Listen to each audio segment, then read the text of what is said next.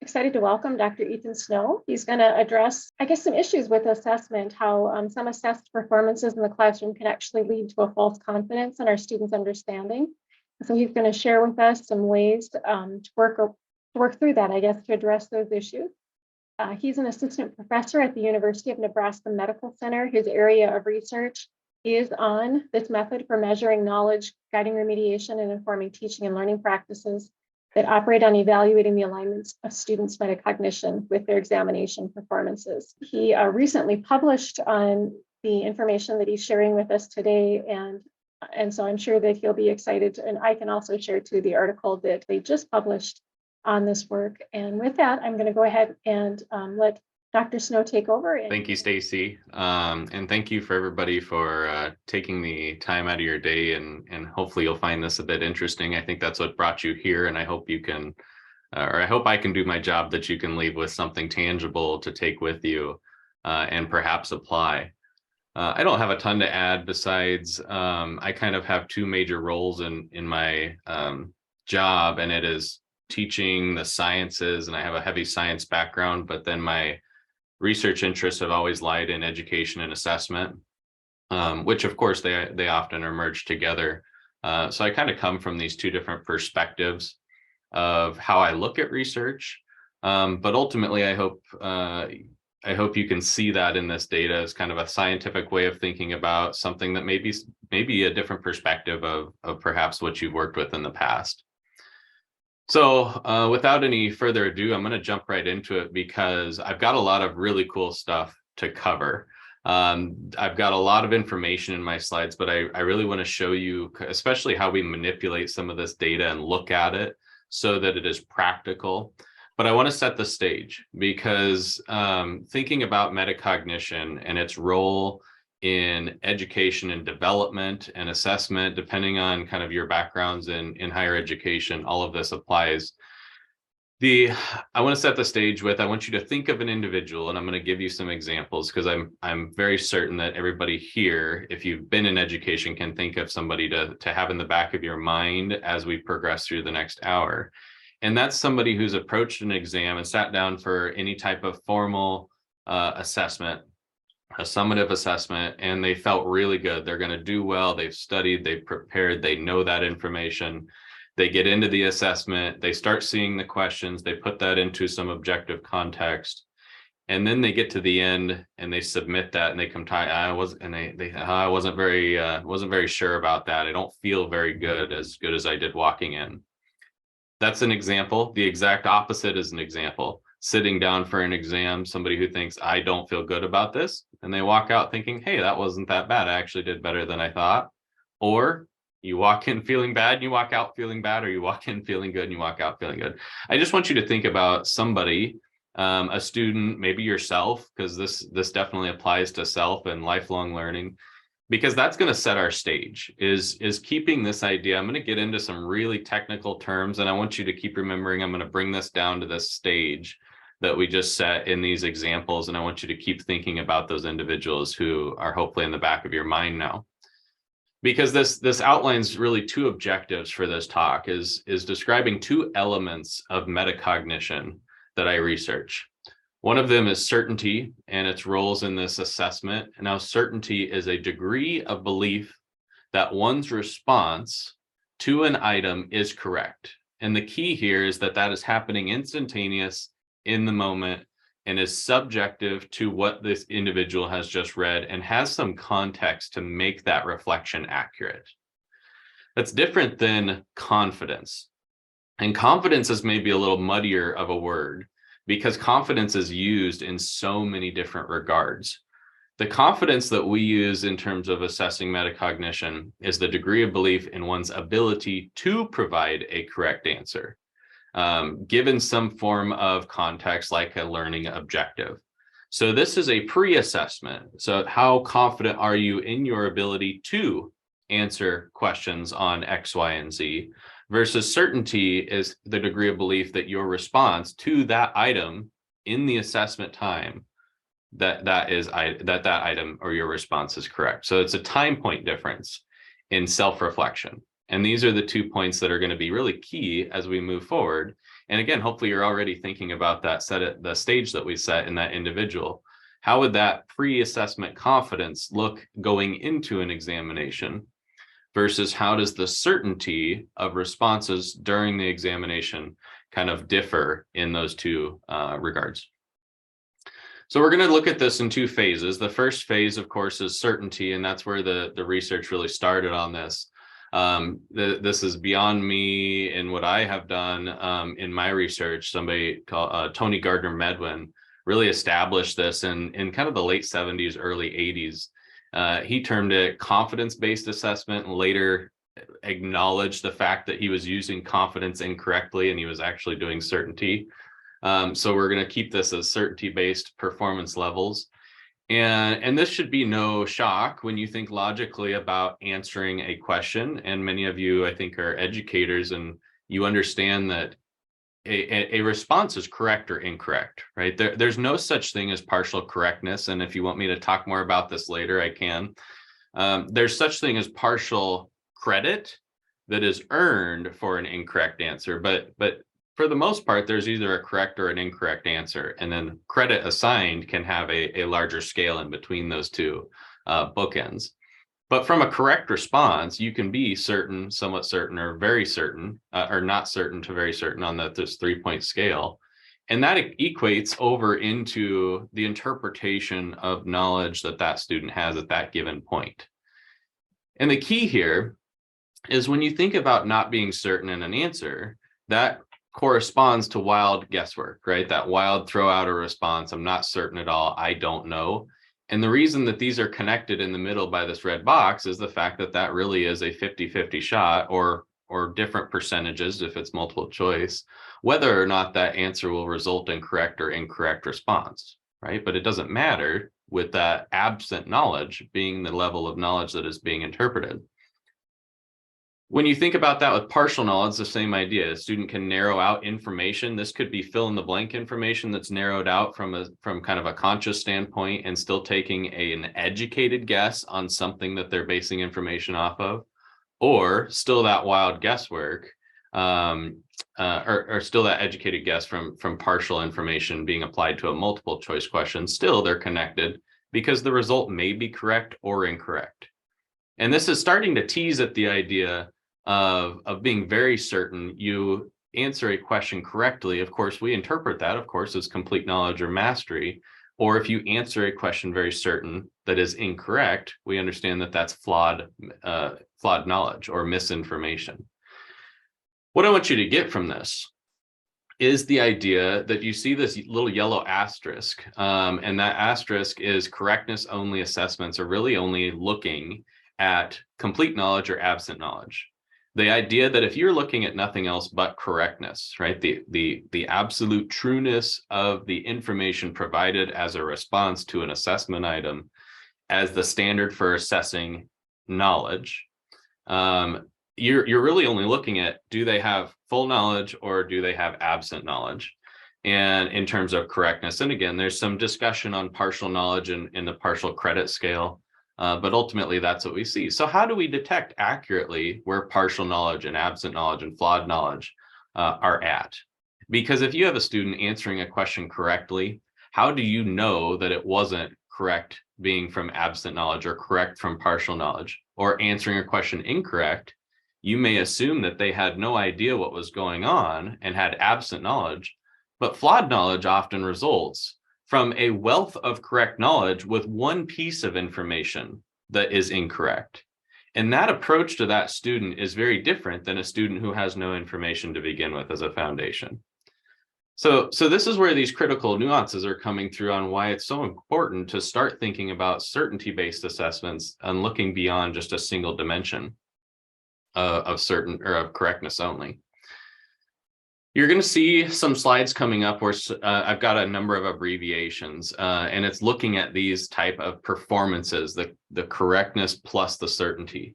So just as we get rolling here, C is correct, I is incorrect, and then 1, 2, and 3. 1 is low certainty, 2 is medium certainty, 3 is high certainty. So real simple to think about, but think about those in terms of this abbreviation.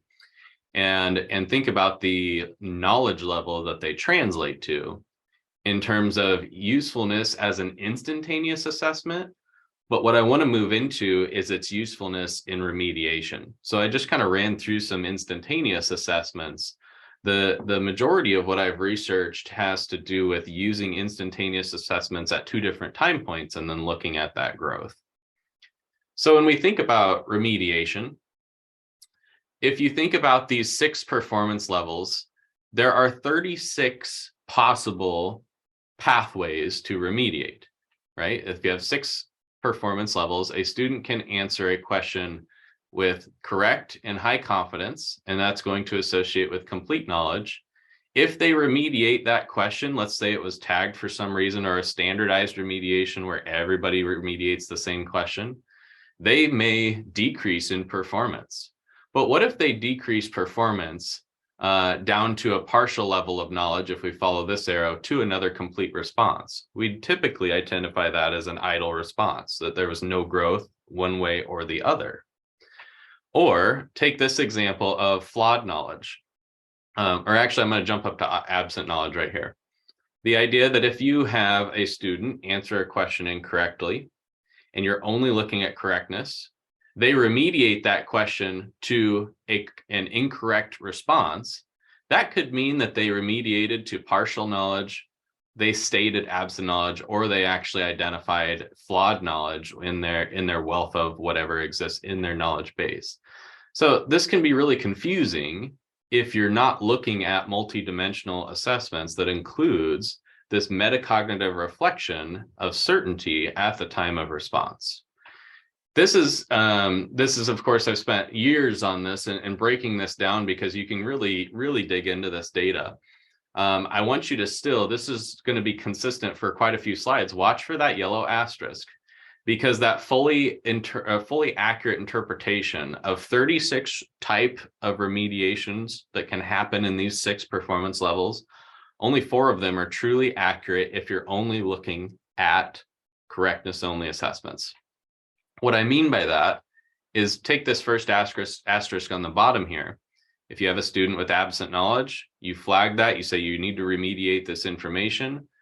A month later, you give them an examination, you give them another question, another spot of instantaneous data, and they answer the question with low confidence and incorrectness. Again, you're going to understand that that is an idle response. That's an accurate response. They're still at absent knowledge. You do the same thing. Walking into an exam, you feel good, you leave feeling good, but the same idea applies. Usually you aren't remediating performances that are already at a mastery level. I'll show you how that maybe does play in if you have a structure in place. But this is the one that really pertains as the 2. This is bidirectional here, that you start with a student who remediates that absent knowledge, an incorrect answer, especially an incorrect answer if you can see that it has low certainty. And they remediate that to a correct answer. Okay, that's good in terms of if that's all you see, that's typically what we see as positive remediation. And that does exist, but that could be a correct answer as partial knowledge, or it could be a correct answer over to the guesswork side of absent knowledge, which has no individual growth. So how do we actually pick out which one that is? The answer is looking at multi-dimensions. You have to look beyond a single dimension of correctness only. When you break this down and look at each one of those individual arrows and think about when you're taking this in a remediation standpoint where you have to select responses that are deemed needed to show a performance increase or remediate, you have to put a scale in place. So this is the scale that we put in place. That alone could take an hour presentation just talking about this scale.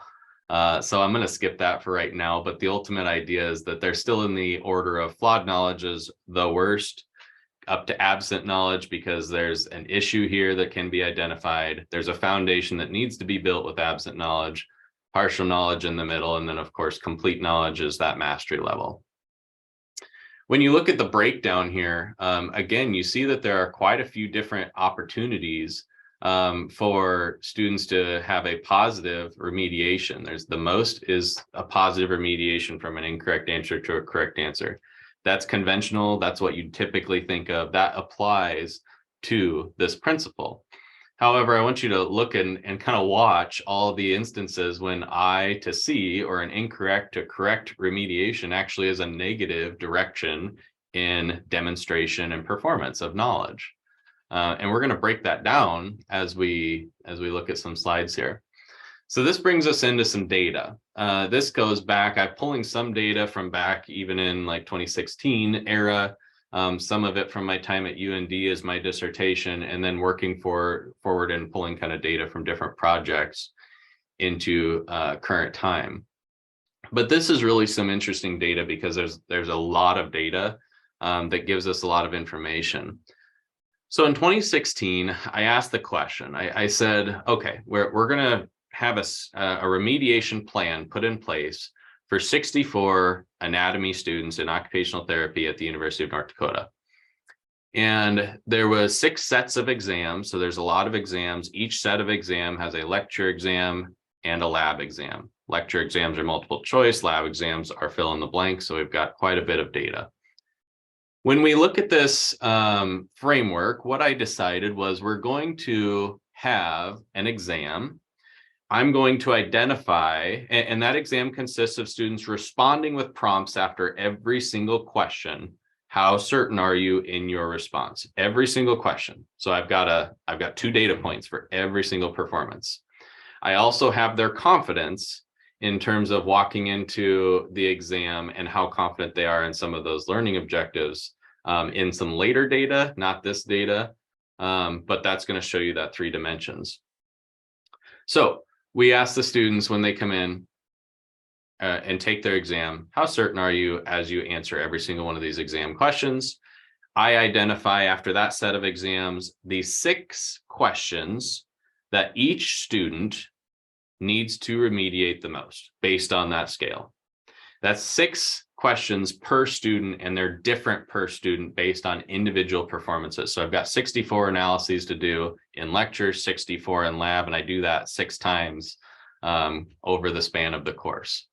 Then on the subsequent exam, I ask them a remediation question that ties to the same exact learning objective of the 6 questions that they had initially as pre-remediation questions that they performed poor on.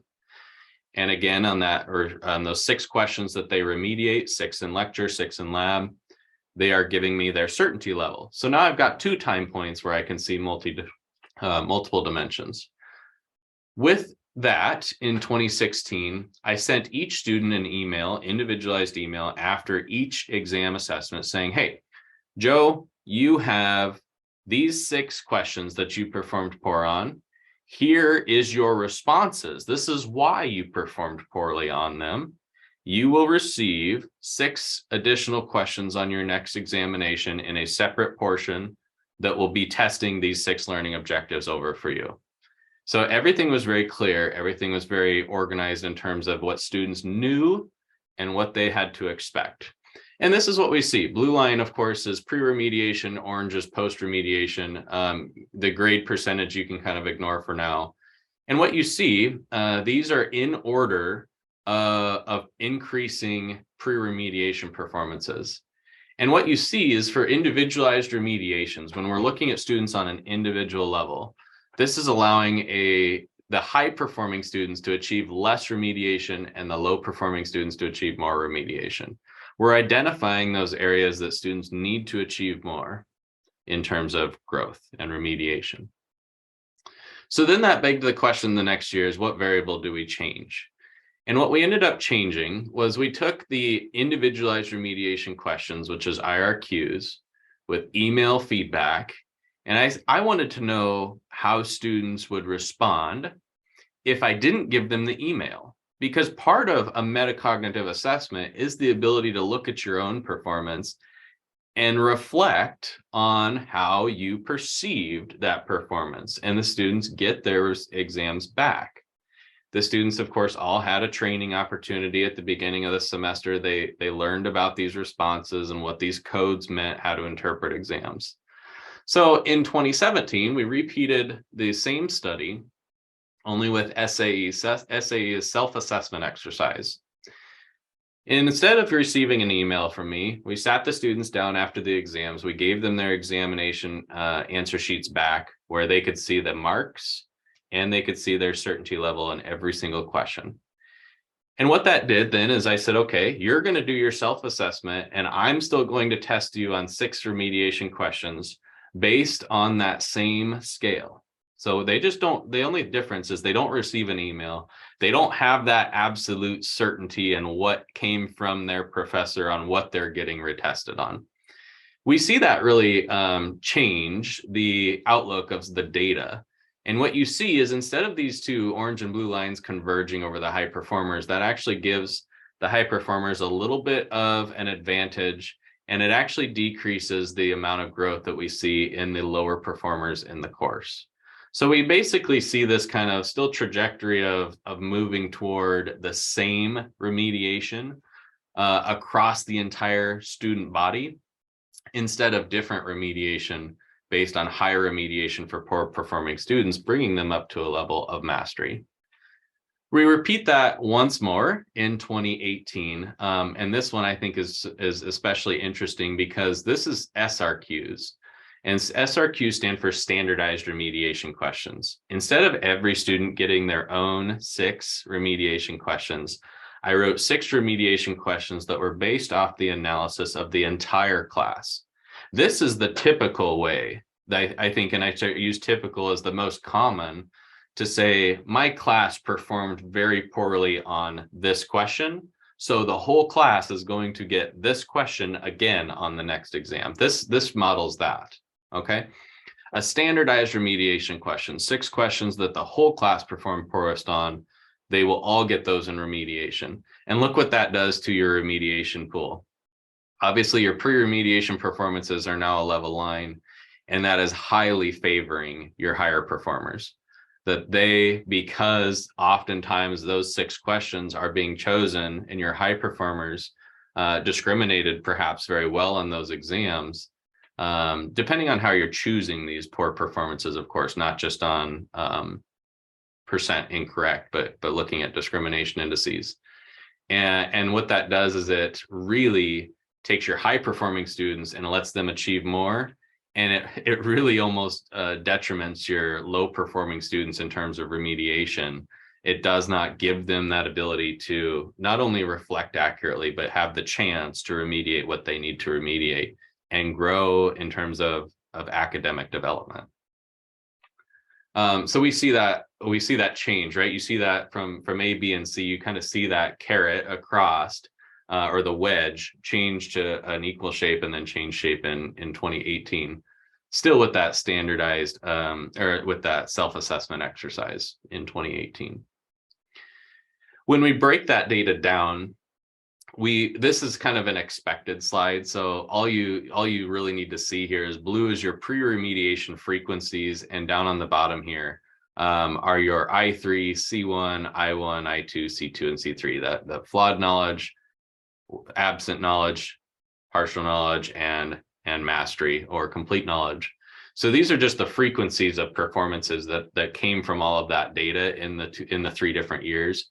So the pre-remediation performances you'd expect to be higher on the lower end, and the post-remediation you'd expect to be higher on the mastery end because they've been given some sort of feedback or exercise to reflect on their performance, and then they get that question again. So I guess I should say it's expected if you've done your job and if they've done their job too, right? If you've taught some remediation content and they have studied it and identified where they went wrong. So we see higher frequencies in the mastery level, higher in post remediation, and then pre-remediation higher frequencies lower as a bias because those were strategically chosen first on the lower scale. So we see those across the board, and we see an increase in about 1 to 1.8 performance levels. So that's going from 1 of like C. Could be like C2 up to C3. That's a performance level. So we see 1 to 2 performance levels on average increase in this type of remediation across the board. What we see then is thinking about pre to post remediation. I always get the question to say, okay, this is about the point whenever I'm giving a similar presentation here, people start to get a little lost. And they say, break this back down into something that I can follow. And I say, okay, let's just look at correctness. When you look at this type of method, and you look at the 3 different years, again, IRQs, individual remediation questions with personalized email feedback, IRQs with standardized or with a self-assessment exercise, and then standardized with self-assessment exercise.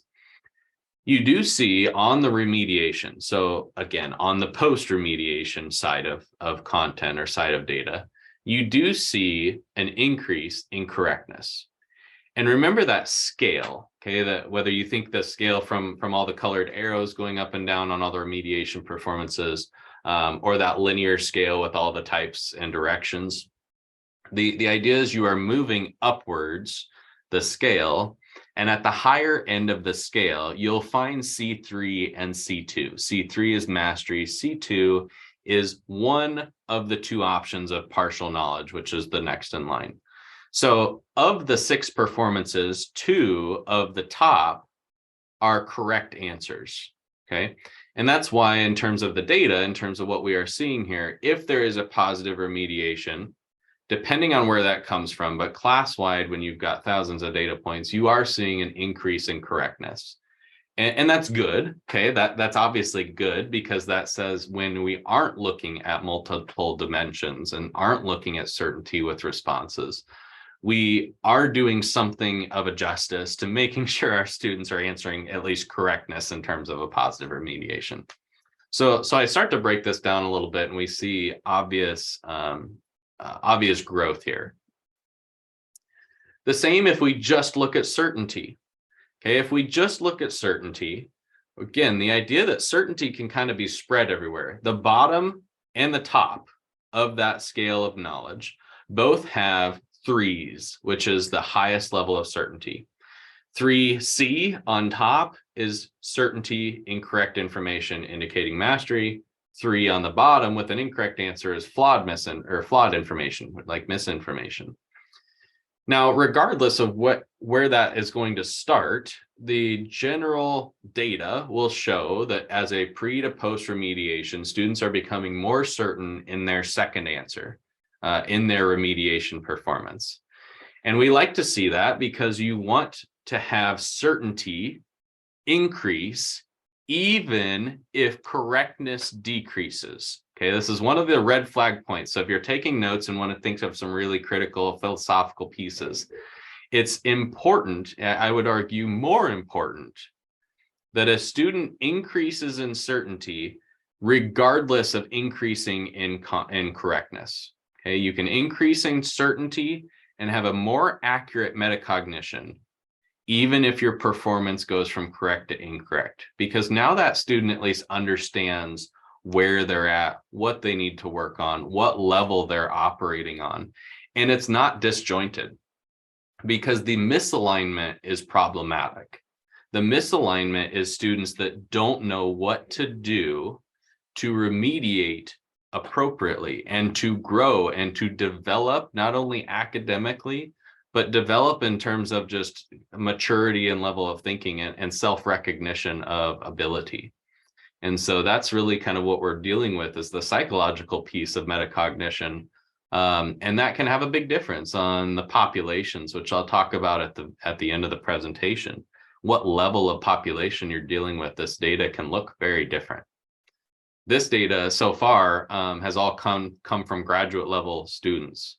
And so this can vary quite a bit, even if, as you all know, take a couple of years off of those students, and even think down into high school level, that this data can look quite different. So let's come back to this, and we're going to revisit this idea of possibilities. And the idea really that we're going to revisit is unconventional remediation, things that I've been building up. The reason that we can't just look at correctness is because correctness pertains to absent, partial, and complete knowledge. And we can't just look at incorrect because that pertains to flawed, absent, partial. So we have this big gray area of overlap.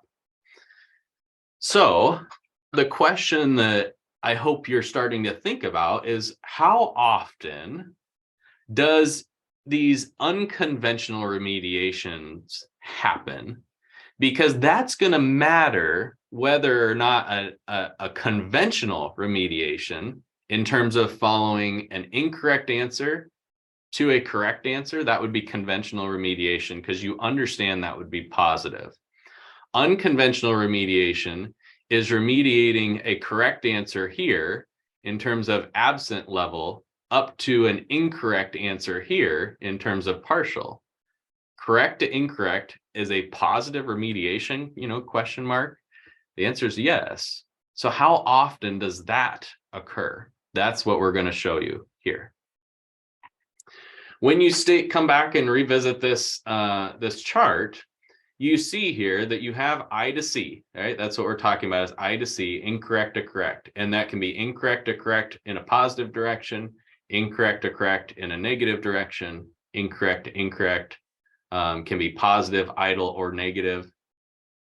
Correct to incorrect, positive, correct to incorrect, negative, and then correct to correct can be positive, idle, or negative, okay? So that basically you just take your combinations here, and these are the possibilities. And this is the, the interpretation of those performance levels.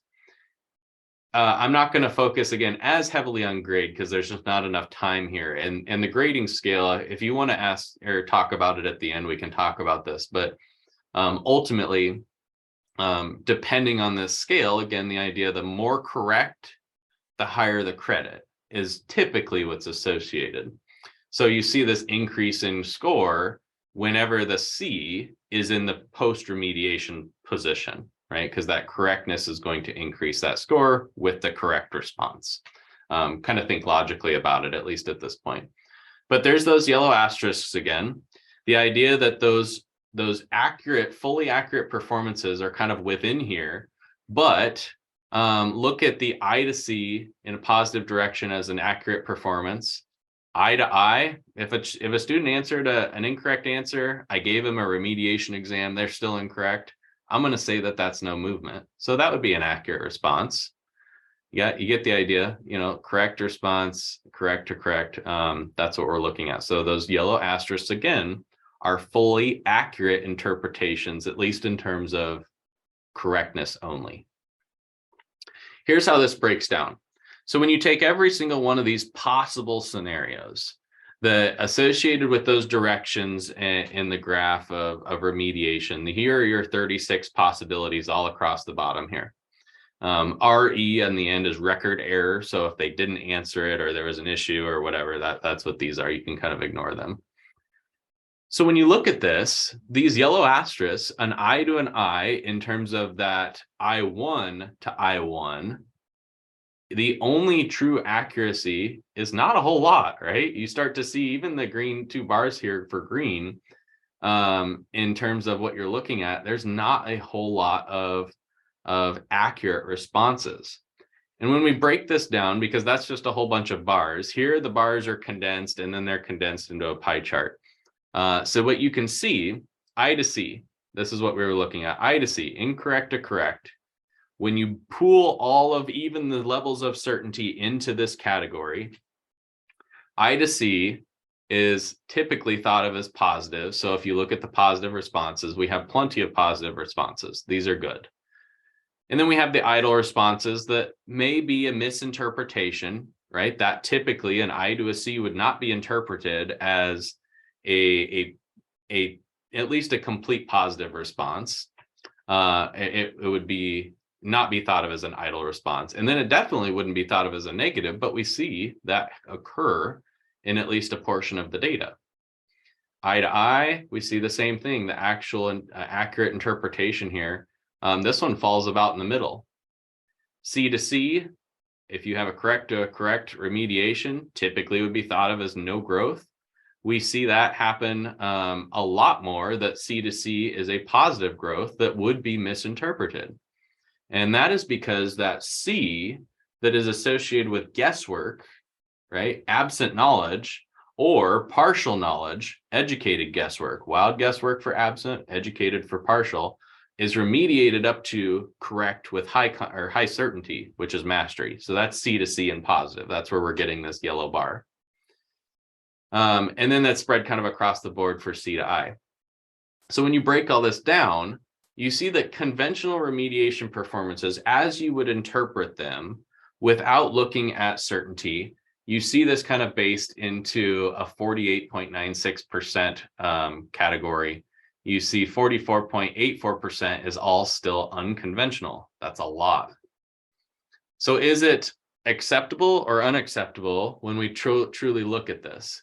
Unconventional remediation, in terms of all of these performances, tons of data, tons of students, tons of exams, tons of at least 3 years worth of tons of data. Conventional remediation at 48%, thinking about those performances and thinking about that association with this graph. Blue, of course, would just be an idle performance. Now, when you break this down, again, I kept advising that you watch these yellow asterisks because you can start to link these together. An idle performance in blue, that's here at 3.26%, were directional remediations that accurately reflect the same performance levels when you look on it at multi-dimensions. 5.45% were this I to C or C to I, because this is bidirectional. This can go either way. C to I is bad or I to C is good. That can go up or down. Those only occurred 5.4% of times. There were other I to Cs and other C to Is, but just the purely accurate one from absent to complete that would be typically interpreted that way only occurred 5.45% of the time. So when you think actual remediation across all this data, 91.3% is unconventional, meaning if you are only looking at correctness, and that's all you see, and you can assign any level of partial credit and credit that you want. But if you're only looking at correctness and you're not taking into account the metacognitive side of that student performance, you are only interpreting that 8.7% accuracy, and you're missing out on that 91.3% of inaccuracy that you can't see because you're not looking at metacognition. Big number. I can't make it up. It's a huge number. It was one of the most staggering data pieces that resulted from some of this initial study. What we bring you back to then is how to apply this. How is this practical? And setting that stage, think about that person, the student, yourself, maybe a peer faculty mentor, whoever it is. And you start to break this down into the individual levels of how do I talk to a student that comes into my office? And when you can see data across, here are the 12 exams, 6 sets of exams. I don't expect you to read each one of these, but the 100 or the however many 6 times 12 learning objectives that this student 50 remediated, I can see their grade and their general remediation performance level.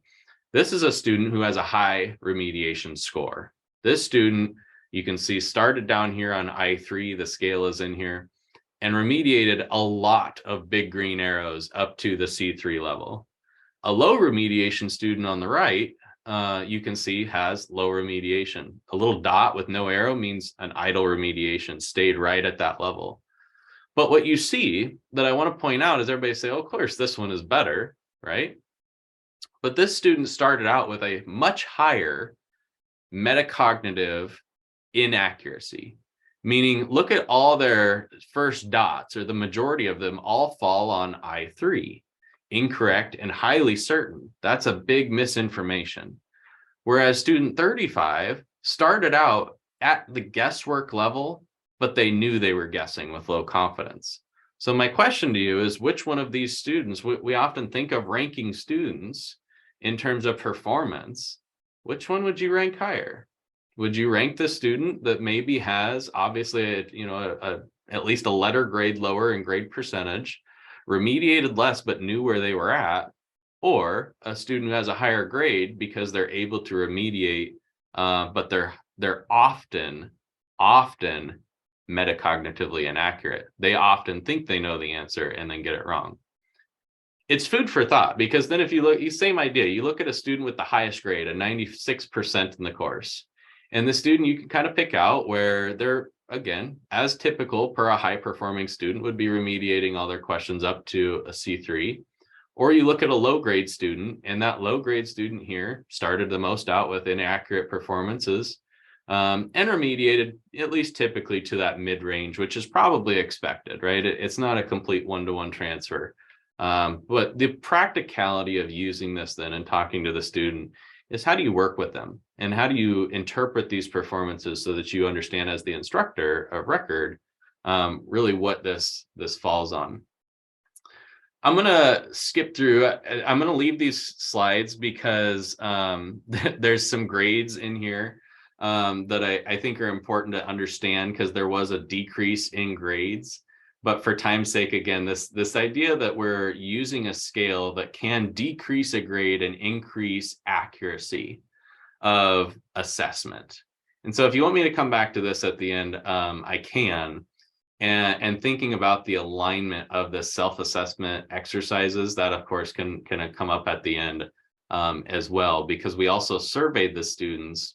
And what I think was important, that the students understood that, yes, because the scale is more accurate, it decreased my grade, but I also thought it helped me retain more content, which is the blue level right here. And you can see that's not very many in each cohort.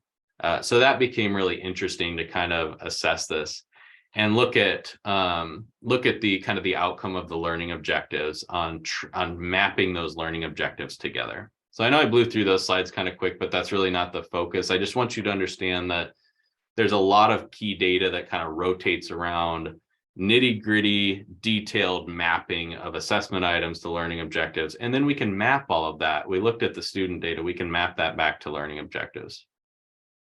That brings us to phase 2. I promise you phase 2 goes a lot quicker. Phase 2 is adding in confidence. Okay, so we did the post-response certainty, right? The certainty that happens in the spot. What we're calling 3C methodology is adding confidence, the pre-assessment confidence. How good do they feel walking into the exam? And then piling all the data that you just saw as the exam analysis. And looking at how confident are you that you can provide a correct response to learning objective 1, learning objective 2. Then you open their assessment, they respond to the items, they put their post-response certainty down, and then you can analyze the data. Big credit here goes to Michael Preheim, and he's my PhD student at NDSU. So he's in the mathematics department, co-advising with Joseph Dorfmeister. And Michael has an amazing mathematical mind that I'm not going to claim to understand how he got to all of this fully, but he developed an accuracy index for looking at the accuracy of confidence and certainty in the same regards of what we just talked about, but it's talking about that alignment. And so what he did is he developed this accuracy index, and he said, okay, if I have students that are answering a question with, here's their pre-assessment confidence, and here's how correct their response was, and then here's their post-response certainty, and here's how correct their response was. He's taking those two pieces of data and the accuracy index on each one of those, and he's plotting them against each other. And then we can start to see where students are falling in terms of accuracy. And this is the article that Stacy mentioned, and yes, Stacy, I'm happy to publicize this as much as we can. Michael Preheim is the lead author on it. He'll be defending his dissertation coming up either at the end of this semester or early summer. And he just published this article on assessing confidence of certainty of students in the undergraduate linear algebra course, and it really all focuses on these accuracy indices. And what do we do with students like this that fall kind of way outside of those accuracy areas? You want to be accuracy index high in confidence and accuracy index high in certainty. So about this this quadrant up here, how do we talk to these students versus how do we talk to these students about setting them up for, again, not only academic growth, but that professional and behavioral growth is really key. Michael also did an analysis. He took the same data, and this is where I usually grip a couple educators, because what we are always worried about and concerned about is not just the students, but it's how our exam items are performing. I hinted at that a little bit earlier. So you can apply the same principle to looking at student performances on exams, much like a discrimination index, which a lot of institutions use to determine the credibility of an item. And he applied those to the items, took all the student performances, and we start to look at confidence and certainty in regards to exam item performance. Because what we can see then is how accurate our exam items are corresponding to total student behavior, meaning their metacognitive pre-assessment, their metacognitive in the act certainty, so confidence and certainty, applying those to kind of a discrimination index principle and pumping out information and say, okay, these exam items, now each point is an exam question. These are excellent performing questions. We understand students, they know how to interpret it. Even if they get the questions wrong, they know how to interpret it accurately. They know where they're at on the question. Versus these questions, the students may have thought, I knew the answer to that, but really they didn't. And maybe we need to look at beyond the student and we need to look at the question. And that, of course, opens up, I'm sure, a whole bunch of other ideas to talk about that are really critical. Obviously, read the paper if you wish. It's open access, so you can access it, of course. And Stacy has a link to it too. Stacy, you're welcome to send it around to anybody who wants it. And I'll finish up right here on the idea that we can use this same accuracy index principle and apply it to remediation. Because Michael really wasn't looking at remediation. He was kind of looking at these point performance, these instantaneous performances, and building off of those instantaneous performances, these indices. And so now can we apply these indices to the detail framework that we started with remediation? And he started doing that. This is data from a different math course at NDSU. And he started to pull some upper level math course information on proof comprehension and looking at growth over time. And we're prepping this one for publication now. So that one should be coming out in the very near future. But ultimately, you see the same ideas. Do you see growth? What direction is it? How long is it? And how much does that tell us beyond just correctness or incorrectness? I got to acknowledge some of the limitations. So I can obviously acknowledge the data management side of this is intense. And that's, again, maybe that's why I started with the scientific kind of background is I operate on numbers and I like numbers. I'm not much of a qualitative data guy, although I can appreciate qualitative data because I do collect some and use it as well. There's a number of different ways we've gone about collecting data and managing the data, and it's always nonstop. We're working on a program and a grant right now to kind of streamline this so that it's easier for other people to pick up and use. The asterisks are the ones I'll focus on quickly, the practical versus theoretical reality of when to be highly confident or certain. I can count on one hand about the number of people who agree with me on why this is critical, because it's not critical to students. But from a philosophical perspective, the only way to be highly certain in something is to understand that you can never be highly certain, because the opportunity for highly certain and incorrect information that results in flawed knowledge, that flawed knowledge is only identifiable by feedback. Because if you are highly certain and wrong, you don't know you're wrong, and you don't know why you're wrong. You have to receive that feedback. So from a theoretical perspective, you should never be highly certain if you understand that that possibility of being wrong exists without you knowing about it.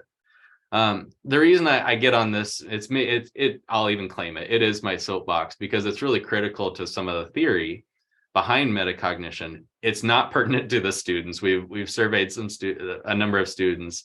That level of theory doesn't even begin to cross their minds in terms of how to interpret that. So that's fine. Nuances applying the 3C framework to multiple choice questions, to end product questions like fill in the blank, or process-based questions where they're writing out an essay or a proof. That data can look wildly different and be really interesting to see. We have data pools that are looking at those types of questions. 3 versus 4 levels of metacognitive prompting. This was a study that I kind of looked at a year and a half ago or so. with Michael Preheim, and we kind of came up with a little pilot study, looked at some data, and we actually shifted to a 4-level metacognitive prompt. So a Likert type prompt, right? High, medium, low. But we shifted to a 4-level because what we found is it's really hard to interpret data when students say they're right in the middle, right? It's an easy go-to when you have 3 of these examples and students say, I'm clearly not highly confident. I'm clearly not no confidence. So I'm always going to pick that right in the middle. So we expanded up to 4. And the reason we didn't go to 5 was the same reason for 3. That middle column is really actually difficult to theoretically interpret data and make it useful, right? We can pump the data out, but to make it useful to the students and the instructors, we really have to eliminate that middle ground and still have a middle ground, but now there's 2 choices for a middle ground. You got to pick a little bit of the side of the fence that you're on. So we've looked at a bunch of data like that, and it's really interesting data. Lastly, this is kind of developing into 3C and augmented reality with a project that I'm running in high school Alliance Anatomy students here at UNMC. And we've applied the emotional valence to metacognition. Because a lot of the psychology field is looking at this data and saying this is really part of student development. And I mentioned earlier, what level of population you're on really matters to their metacognitive ability. So here I've got a high school population of 40 students, and I'm tracking their emotional valence with this metacognitive data and thinking about how does that level look when you apply that to high school, to undergraduate, to graduate, and beyond, and seeing if we can't learn something. This is kind of a pilot study, and we'll see where it goes. But learning something about the student development, which there's a lot of information on, but tying it to the metacognitive accuracies and assessment. And I think it's going to be really, really gripping data at the end of the semester. We'll be pushing it around to different conferences. So remember that stage. Where did you start and what person did you think of? And think about what did you do, kind of how did you interpret that differently, maybe over the last 50 minutes here, in terms of certainty and confidence, breaking these apart, 2 different time points, 2 different data points, how closely they are to accuracy with the response correctness, and what do we do with that information? Okay. So with that, a bunch of references, I could include 100 more. I want to thank Ken Ruitt, was my advisor at UND, and Mandy Meyer was the course director for the course. They were critical in getting some of the data that you saw today. Michael Preheim, of course, for all his work, and Joseph Dorstmeister is my co-advisor. I want to thank Stacy for the invite today. Stacy's also on Michael's committee, so I've gotten to know her and seen her support through some of the data as well. And then Heidi Koschke is the director of the High School Alliance program at UNMC. Janie Bird is the high school teacher that really is supporting some of the data and the implementation here with the 3D augmented reality anatomy assessment of metacognition, which is a big hot topic in today's society, of course, with technology advancements. And then Sean Magram is my PhD student here at UNMC, and she's actually writing her dissertation around the augmented reality anatomy, emotional valence, and metacognition piece. So many others that I could go on and list, but for time's sake, I want to thank you. I've got a few minutes here. I can open it up to some general questions. And again, hope you took something tangible from this, at least some ideas that might stimulate some intellectual thought. Thank you. Ethan, I have a question. So a while I was gonna back, say, if you don't ask questions, I'm gonna ask my own questions because I can talk about this stuff for a long time. So I read an article, and it was years ago, and it was, and I'm sure I know I saved it and I could dig it out somewhere, but it was, it referred to what was called like the double curse, and that it was all about that metacognition, and it was actually researchers in the business field, and the gist of it is that what they found was they had a lot of students who had that high certainty or confidence that they knew what they were doing, but they're actually completely wrong, and they didn't know what they didn't know. And so their study was that they made their students aware that they didn't know, and what happened is you take away confidence, or you really kind of break that student down, right? And then part of their study too was but can we build them back up again? Can Mhm. we bring back their belief in themselves? Because some of this is around like self-worth and self-efficacy play into all this. Absolutely. And I'm just curious, what impact did this building of self-awareness were you observing in your students? Like, did you see some of them just feel defeated when they would realize that they didn't know, that they didn't, Yeah. that they knew, but they didn't? I'm just curious how you worked through some of those, I don't know if you want to call them more emotional pieces, but that feeling of failure maybe, or Yeah. No, inadequacy. yeah, there's two sides that I'm going to answer to this because your points are spot on. I'll start with the point about, and I'll use some rigid terms about tearing a student down, right? Um, and I'm going to say this. I hope I don't lose any of you in terms of respect. Some students sometimes need to be torn down, right? Some students, especially in certain disciplines, and I see this a lot in medicine, of course, probably to no surprise, but some students need to understand when they're highly certain and wrong a lot, right? And the question is, how do I approach a student who's highly certain and wrong or incorrect consistently, but unwilling to take that as personal feedback? And then they take it personally, and you see this kind of breakdown. It's not a breakdown of academics in terms of I'm going to go use this as a motivating factor, I'm going to take this personally. um, that's actually came up once, and we actually I partnered with a psychologist, with somebody who has a lot more psychology expertise than I do, because I'm kind of in that foot in the field, so to say. But I don't have the psychology background. And there's a bunch of tools. They're basically assessments. That there's a bunch of tools that you can use to partner with the kind of side of this and making sure that students understand the value of the feedback. One of the things that I'm a Gallup certified strengths coach, and that's one of them that I learned over the years and applied. Because this is not about tearing you down, it's about identifying it so that you can build it up, build the person up, right? But that's not always the way they interpret it.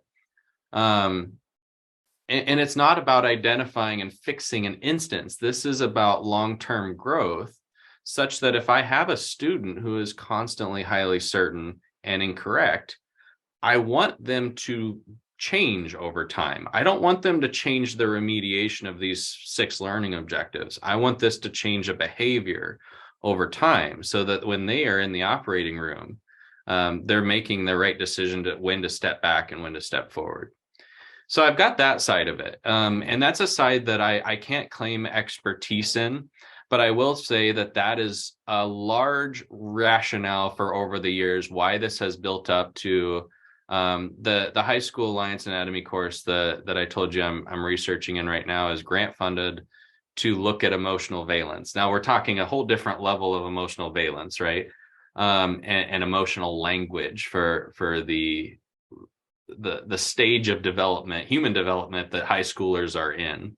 But it's going to give some information on how do we move forward with undergraduate and graduate level. And again, there's a whole side to this data on faculty development that I think is important. Now, quickly, the other side of that, the really neat side has been for me to see students who are not confident in their abilities, but they're highly certain in their knowledge. And this is basic knowledge. So I'll see students that come in and aren't confident ever in their ability to take an exam. And they're the ones pumping out 95s and 98%. And now I can identify those students and build them up and teach them how to increase their confidence to an appropriate level, whether or not that shows, and making sure that that is very separate from a personality of being a confident person or being confident objectively in your skills and abilities. That's 2 different pieces. And that's why I started with confidence is kind of muddy, because the societal use of confidence is often the muddied one of you're a confident person or you're not. Well, okay, that can be a personality piece, but how do then we teach these students it's okay not to be the confident student. How do you be confident in your abilities? So when that time for you to step forward or step back happens, you're able to assess your own abilities and to do that accurately. So I hope that kind of answered your question, because it is a problem. And it's a problem that, again, I think the biggest takeaway there is it's not a point. It's how do we use this repetitive behavior in a way that they can suppress the inaccuracy and enhance the accuracy over time. Yeah, thank you. And I thought about how like you would maybe need to train the instructor and how to deliver this in the right way and how to talk about it and introduce it to the students so that like it didn't become a defeating endeavor, but rather was actually about learning and growing. Yeah. Interestingly enough, I got more defeating feedback and had to address it and help with it more in the standardized approach than I did the individualized approach.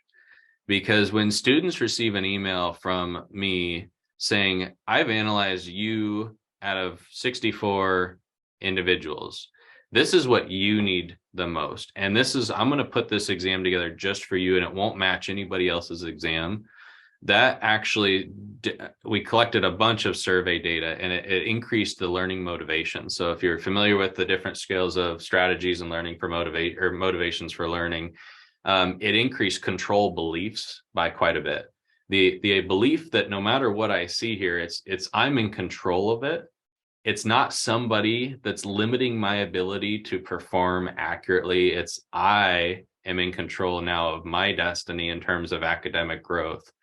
And I saw that a lot more in the individualized approach for the first 2 years, 2016, 2017. And as soon as I hit that standardized approach and said, okay, everybody gets the same questions, especially for the lower performers. And I think that had to do why their remediation distance in terms of overall course just plummeted, is I think they lose that ability to think critically about their own performance and think overall, I just failed. And so that adds a whole different level of commitment and time to write that many exams in that short of a period of time. And I look back and it's kind of a blur. I'm not real sure how I got it done. I had a team of paid TAs working with me, and it was amazing to get that done and hit the finish line. But it's a better way to think about, I think, education and teaching is making sure that we approach this in a standardized way so that we can meet competencies and our own liability, right? But the idea that it's okay to think about students differently on how do you use this as a practical tool to talk to individual students. I'm wondering how your research has impacted how you teach. Do you have 1 hour or 2 hours? I have a while. Yeah, no, the idea there is really critical because I've always got kind of multiple perspectives. If I'm teaching like in that high school alliance program, if it's an assessment method that I am employing in the course as routine course practice, which is mostly what I do, that is totally changing the way I teach, because I can address some of this while I lecture or while I'm in augmented reality labs or active learning labs. I can say to the students, how do you feel right now versus the content we were working on 15 minutes ago? And I want them to record. We use OneNote for notebooks. I am PowerPoint free in 2023, and I proudly serve that. I teach a whole anatomy course without a single PowerPoint. But the idea is they're recording their emotional valence throughout the learning hours. And this is a 2-hour class for them twice a week. And so it's constantly, are you thinking about, we're moving into the next 2 objectives. Here's what they are. How much did you prepare? How confident are you? And I can address that in the class. And I can say, look, this objective objectively is more difficult for students to understand. It's a more complex topic, or it's a mechanism that we haven't covered in depth. We aren't building on foundational information. And I can address that with them so that they learn why this is maybe a lower confident moving into this. And then same way with certainty is, now that we're through this, how many of you feel like you truly followed? Or when you walked through this mechanism with me, were you writing a 3, and then you hit a section of your notes where it changed to a 1, so that when you go back later to study, instead of memorizing your 30 pages of notes, you can look through your notes and identify that piece of information that you are a 1 on versus a 3. A lot of it is about efficiency to me, right? It's about, why are you spending hours, students? Why are you? It's so ingrained in them to memorize everything, and that frustrates me. I think it frustrates every good educator, right? It's not about memorization. That's why I just refuse to give them PowerPoints, is they just memorize slides. It's about, are you thinking critically, self-reflecting? Because I can almost promise you, the things that you're a 3 on, if you read them before you go to bed tonight as a leisurely read, and 2 days from now you do one more leisurely read on them, I bet you're going to answer every question on the exam correctly. And if you put more effort into those 1s, whether it be a learning objective, confidence, or item, content, certainty, that's how I teach with it. Now, I teach courses that I don't employ this method in, and a lot of it is efficiency right now, waiting to get kind of a program that can run this without much thought. It's much harder to do. And that, I think, becomes more important, less so to address the class unless you have a framework that works, and more so when it comes to student advising. And you sit down on an exam, if you can't see two-dimensional information, if all you can see is correctness, you can still have these conversations with students.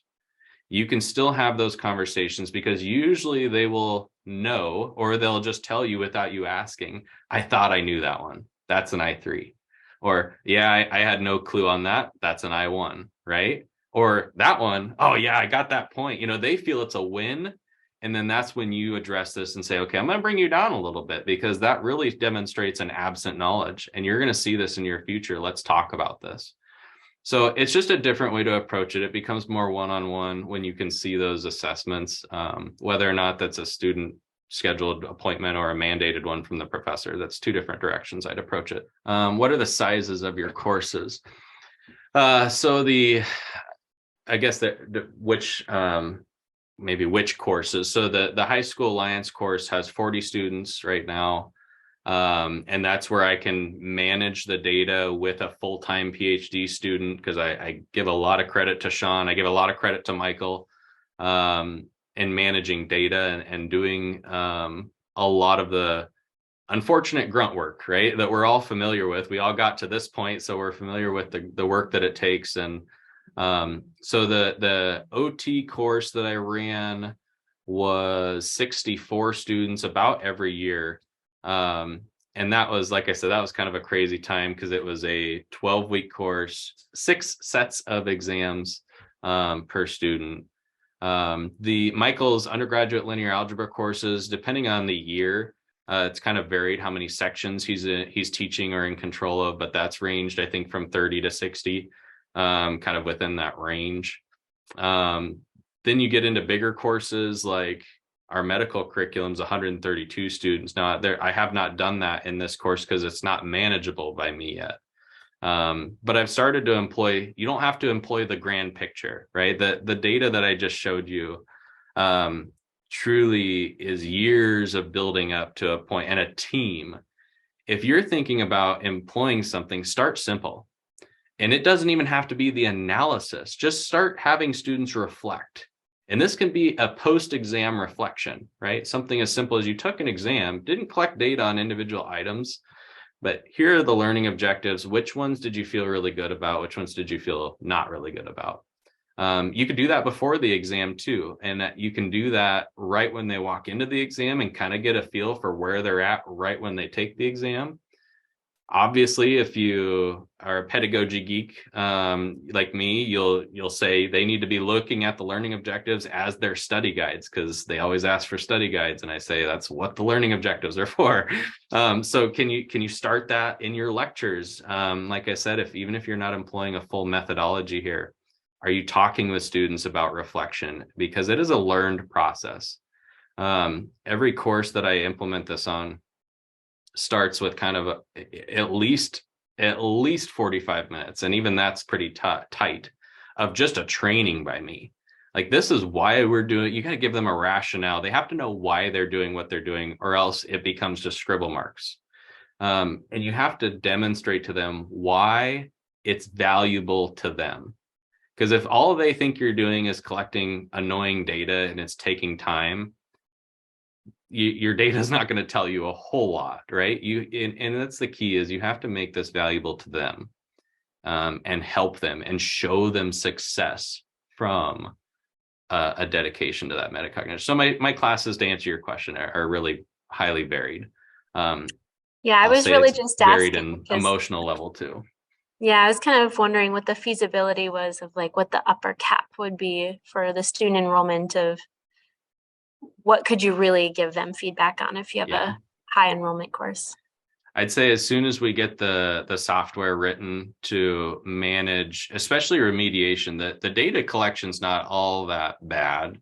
But the remediation point of writing, I think it was 700, what somebody wants to do the math, 12 times 6 times 6 is, or whatever it was in 12 weeks. I wrote that many different exams. I need a software to do that if I ever do that again, right? Like, I'm not doing that again. And that's what we're working on, is it's a bank. So you create your test bank, and then for every learning objective, you write a secondary question, and it does all the analysis for you, so that your remediation exams on an individual level can be just click, click, click, and they're done. We haven't gotten there quite yet. Any other questions for Ethan? One thing I like that you said, and this takes me back to, I know a book that was a book study a few years ago on campus, was small teaching, where like they don't have to do the last slide, you know what I mean? Like just do one small thing. And so if you were gonna, like, if the people in this Zoom room right now, what would you say would be kind of that first small thing? Like if you teach very large classes like Kimmy does, or some of the others in our Zoom room, is there kind of one thing that you think would be the place to start? Yeah, and maybe Stacy, maybe I'll send you a couple slides from my presentation. And this is why. I think if you start by looking at a couple of my key slides, pick one of them that I'll send. I can't send you all of them because there's still some data on there that obviously I can't just send out, but the slide with all the arrows and the colorful arrows, if you can start by wrapping your head around the idea that there are 36 possible remediations that can occur looking at correctness only, and just becoming aware of that idea, so that when you are not implementing this grand picture yet, and you're starting to think about these in your own realm,